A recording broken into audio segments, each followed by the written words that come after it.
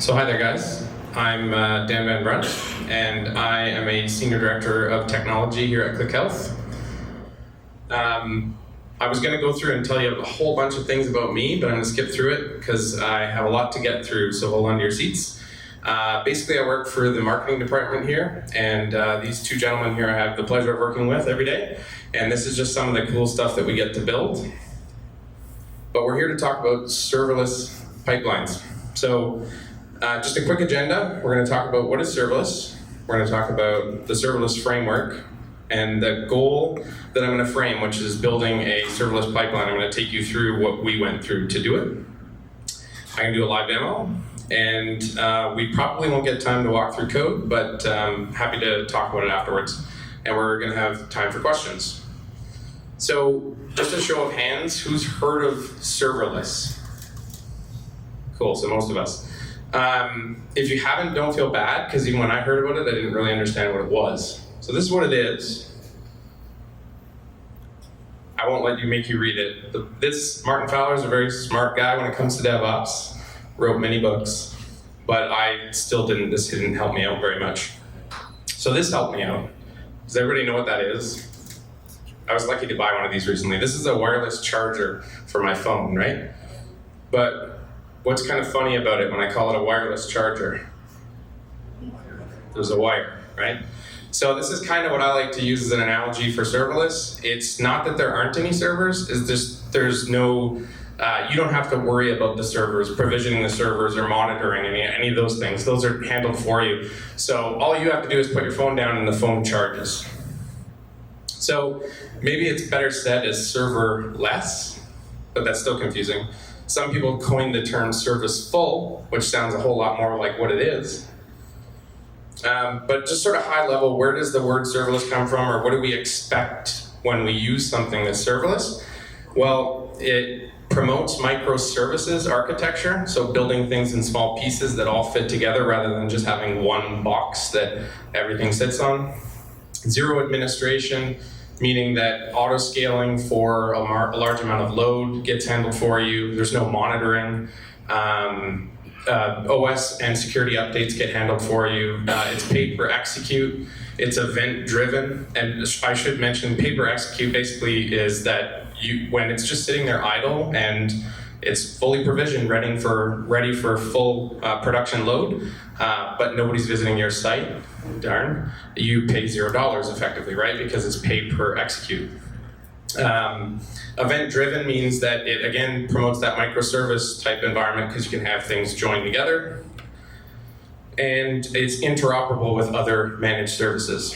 So this is just an example of a very basic serverless application. And the thing I want to call out is just that this is the serverless piece right here. This whole thing would normally probably sit on one server, and then you'd have a separate server for your database here. Whereas now I've got different functions or lambdas that sit in the cloud separately.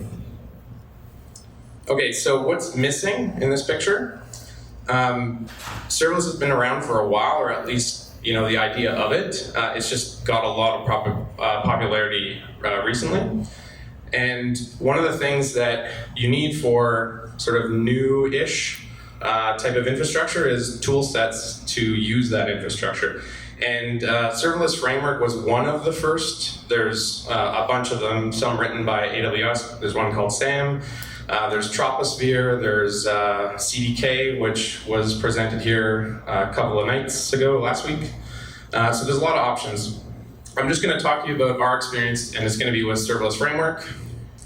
And it covers all of these platforms, so you can deploy serverless to these platforms. These are the main services that it uses. So has anyone used AWS before? Amazon Web Services? Yeah? Okay, so these are the main ones that, literally it can use any service, but these are the main ones that it touches on: API Gateway, Cloud Formation, and Lambda. So when you're building a serverless pipeline, what are some of the challenges and things that we wanted to have with our pipeline? We wanted a 100% automated pipeline. So I'm not going to read it, but unit test, integration test, yada, yada, all of those things. We wanted to be 0 to hero, dev to prod. So we didn't want to have to push a button to go to prod. We just wanted to commit to a Git repo and have it go to prod.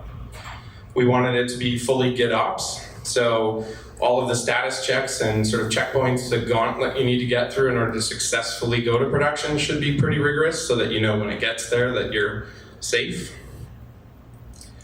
Most importantly, we wanted an infinite number of dynamically deployed environments. So we didn't just want the stage and the production. We wanted any number that we wanted, and they needed to have unique names. We also needed to have a predictable URL structure. So we wanted branch to be, as you can see at the bottom, feet socket, and then the service would be demo site, and then the environment is dev. And we wanted to be able to handle complex infrastructure. So this is an example of one of the things we built, Serverless. It's a media streaming platform similar to, probably closely similar to TED, but it does a lot of the stuff that YouTube does.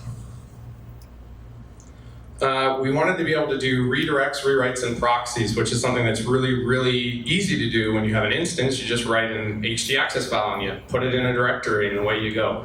But we're in an S3 bucket now and we don't have a web server. So we wanted that, but serverless. Has anyone seen this screen before? Nobody? 2 people? I won't bother talking about it then. It's really cool. Don't do that. Well, the last thing is it had to be really fast.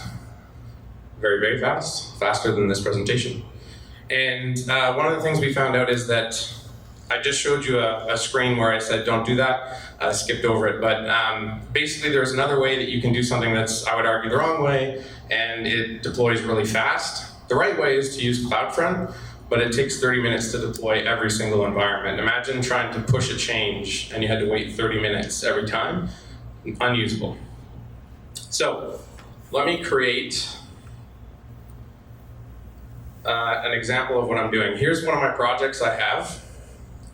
And off the master branch, I'm going to create a feet branch. So this is what is kind of simulating what would happen if a developer was like, hey, I wanted to try something out and see how it works. So you can see I already have a feet branch called feet demo. I just created one called feet new. And if I go to our pipeline, which is just our CI/CD pipeline, you can see it already kicked off a build there.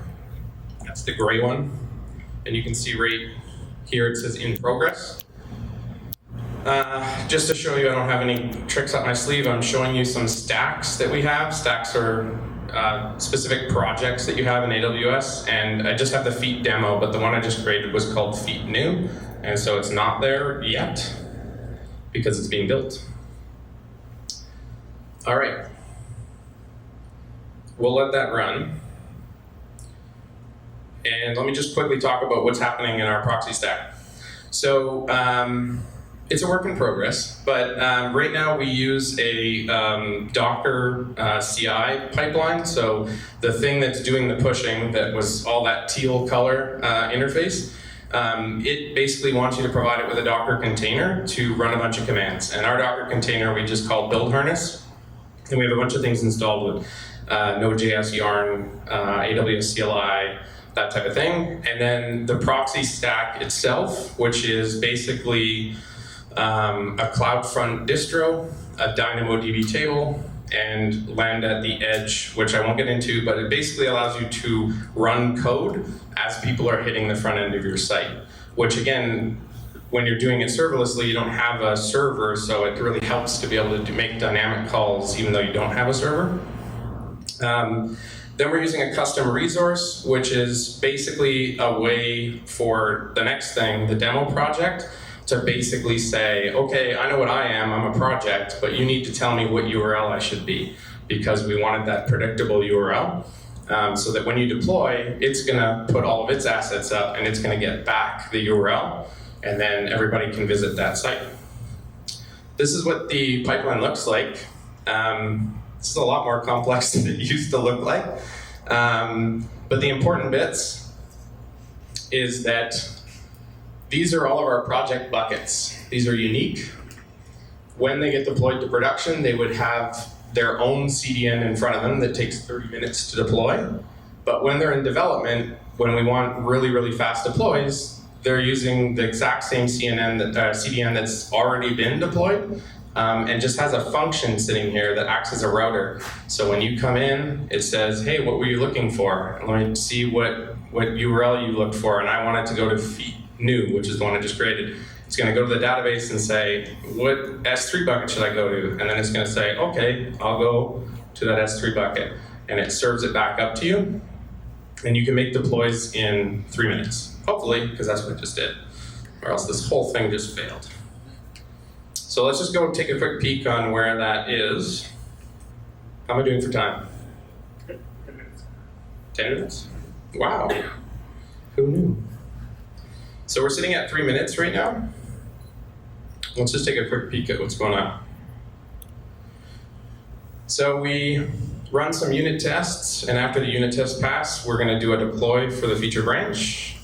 You can see here's the assets being created in AWS. It's using CloudFormation under the covers. That's what Serverless Framework compiles to, is a template that you give Amazon and say, could you make this happen? Deploy all of these things for me, and then it just does that for you.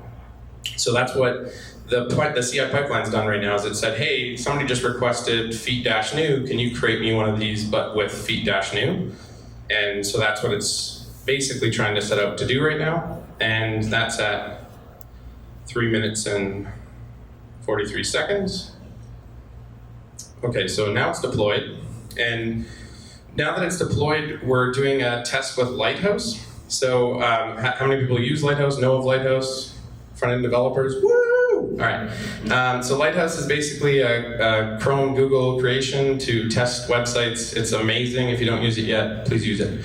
And it's going to test that Lighthouse, and it's going to say, is this site ready to go? Does it pass the muster? I can put in and say, if it doesn't get at least a 60% rating, then fail the build. So now when Camilo says, hey, I want to push this in, I'll say, no, you gotta bring up your numbers there. And then it sends out a Slack notification. So if I go over to Slack, here's the Slack notification I get. It tells me that the branch is feet-new, which is what I did. I have my Git version. Here's my Lighthouse scores. These are the best scores I've seen yet. There's not much in the app yet, so. Anyway, and then if I click this URL, it'll go to the website. So does everybody have a phone on them? Why don't you go ahead and get out your phone right now, we're gonna have a little bit of fun. If this worked. Yes, it worked. Fantastic. We were having some issues. Long story. Ask me about it another time. We get volume? No? All right. So if you guys go to that QR code, if you scan the screen, you should get to the QR code, and you should start button mashing those sigils on the bottom. Hopefully, go nuts. You're allowed to vote as many times as you want. Stark is doing very good here. Targaryen. All right. Does anyone watch Game of Thrones? No spoilers. I haven't watched past season 7, and I'm rewatching again. I'm only on season 2. Okay, so pretty cool. We stood up a whole application that's got databases, API gateway, lambdas, web sockets, you name it, and it was 3 minutes. I'm gonna let you guys have fun. For those who are following with the presentation. Okay, so now let's delete the branch. And so here's the branch feet-new, and I'm just gonna delete it here. Notice I'm not touching anything in AWS. I'm a regular developer just doing what I normally do. So I deleted that branch because I'm done. Either it's been merged into master and I'm happy that that's happened, or I'm still working on this and I decided, this is garbage code, I'm gonna delete it, I'm done. But the important thing is I don't want that stack to still be there. So you can see there's feet-new and it says delete in progress. So now it's tearing that stack back down. I could leave that there because I'm not spending any money on it as long as you guys aren't button matching on it. So I could leave it up and it would be fine. But it's just good cleanliness to sort of tear it down. All right, so how'd we do? We wanted 100% automated pipeline. We do have that. We wanted typical GitHub Webflow. We do have that. We wanted infinite dynamic test environments. We do have that. What I just showed you there was dev, but we also can make a branch that anytime you merge into master, it's going to deploy to our production environment. And anytime you deploy to RC dash, it deploys to like a release candidate or a stage version. Predictable URL is something we have. It does work with complex infrastructure. That test was pretty complex, and we've done it with our more complex things, and they work. The piece that I didn't mention, which I can't, well, actually I can show you right now. How much time do I have? 5 minutes. 5 minutes. That works. So I actually have another one here because I predicted something would break, but it actually didn't. So. Okay. So what I did, it's just an S3 bucket, and I want to be able to do redirects. And so what I did is I put a file that is basically the HT access into that gets uploaded to the S3 bucket, and I can do mappings, and I can, just like you've seen in HT access, if you've seen it, which is basically what URL are you trying to get to and where do I want you to go. And I just made one for DevTO. So if I do DevTO, it redirects me to DevTO. And I've even done it with proxying, so you could do /API, and then you could have that proxy to the Twitter API, so now you don't have to worry about loopbacks. When you're trying to do calls to your API, you don't have to worry about coors and that type of stuff. So yeah, super awesome stuff. If you guys want to know more about that, you can check out MIDI reroute. I apologize for the documentation, it's not bad, but basically this is the brains that handles all that dynamic redirecting in a very nice way with serverless.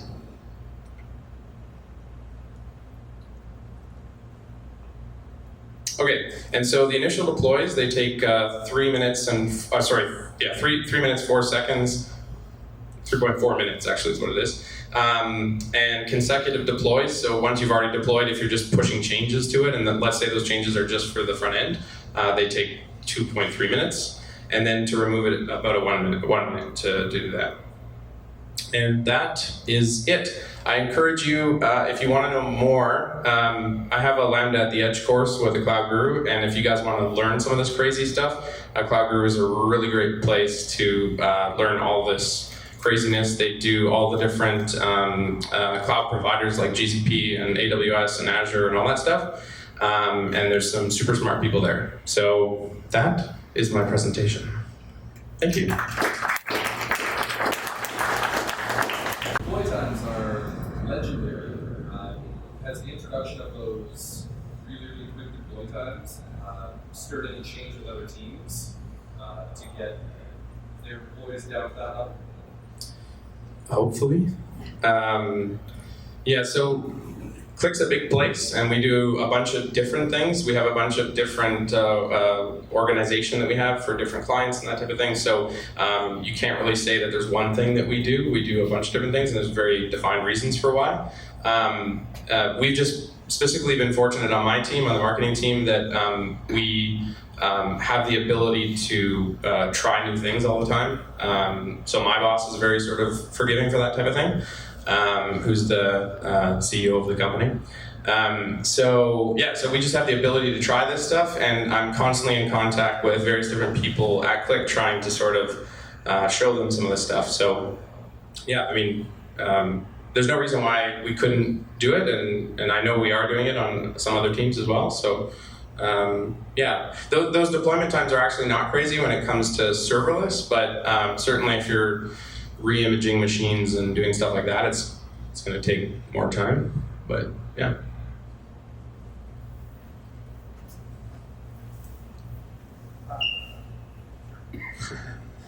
No, basically, I just wanted to ask you. So, how does it really benefit the process when you have a development team? Having the ability of having like dynamic environments, does it really change much in terms of the workflow? Does it save time? And then other question would be, as far as understand serverless, basically means that your environments depend on the feature range you have. in some teams, from my experience, sometimes it becomes a mess. You end up having that problem. You end up having multiple branches, multiple environments, and how do you manage that? Yeah, did everybody hear the question?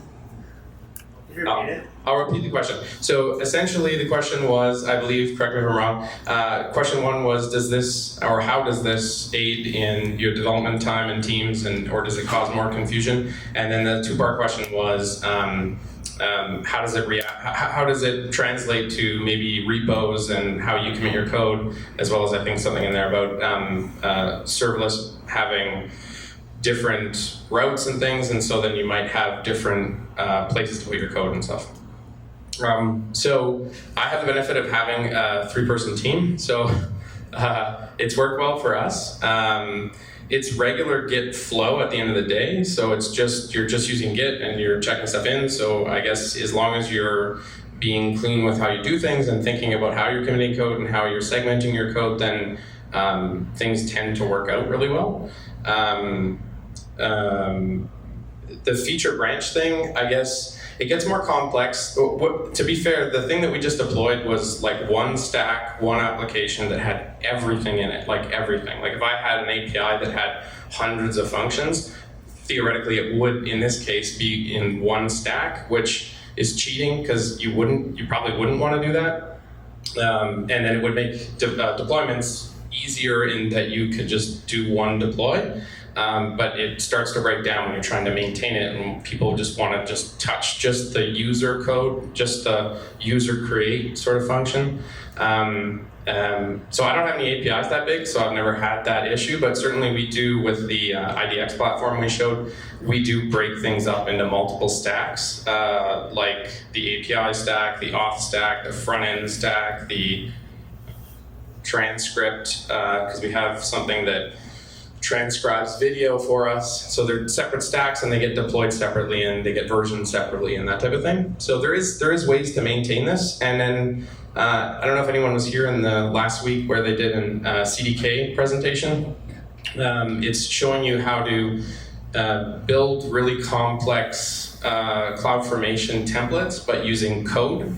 And then you can actually take a piece of your infrastructure and you could create a node module, and then other teams can use that node module, and that node module is versioned and that type of thing. So if you think of a huge infrastructure, every single piece can be a node module that's versioned, and then you have a deploy that's deploying all of the versions that you want.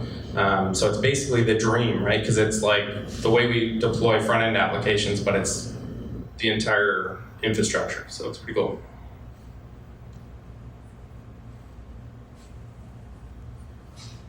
Thank you for the presentation. So It was Patricia that turned off the mic, wasn't it? She did that last time. If you guys were here last time, she turned off the mic on everyone. is it working? Hello? Okay. So this thing has a database, right? Yes, DynamoDB. Yeah. Did you I'm just wondering, did you get inspiration for that from stuff like maybe like Heroku, iRobotic, or App Engine from Google?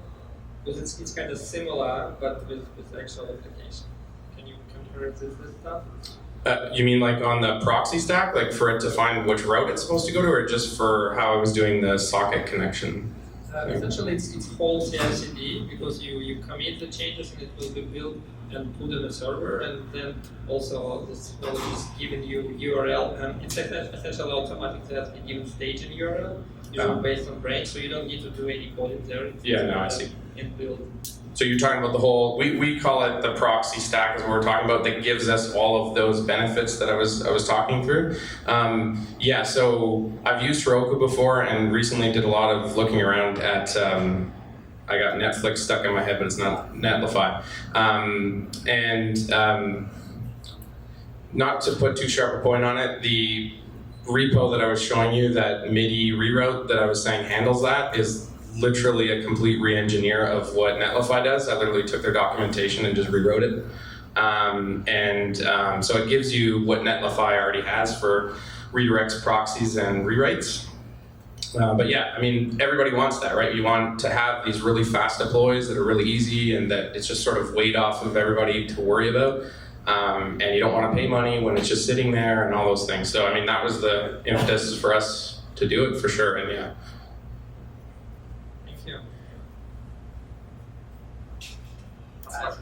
Yeah, sure. Just curious, why not just go with Netlify? Or like, were there, I know you work in the medical industry, maybe there's restrictions for that, or was it just like you could bring costs lower by going straight up on AWS? Like, why not go with Netlify that does a lot of this already? So it's a really good point. Cloud Guru, the company that I was showing you earlier, their whole site is serverless, and it's hosted, the front end's on Netlify, and the back end's all AWS. And they have ridiculous amounts of traffic. So I'm just sort of saying, like, Netlify is awesome. And we started trying to use Netlify, because we had already started building this before I'd heard about Netlify. Not the crazy redirect stuff, but a lot of it. And we sort of fell in love with our predictable URLs. And then when we got into testing things in Netlify, they were straight up saying that if you want to do exactly the way that we're doing it, you would have to basically write your own API calls and stuff. And that was because of the fact that we wanted each site to be its own thing. And they can do that with independent domains, I think. But there was definitely some sort of limitations with specifically how we wanted our URL structure to be. Other than that, I think that was the only thing that really prevented us from doing it. Yeah. Thanks, guys.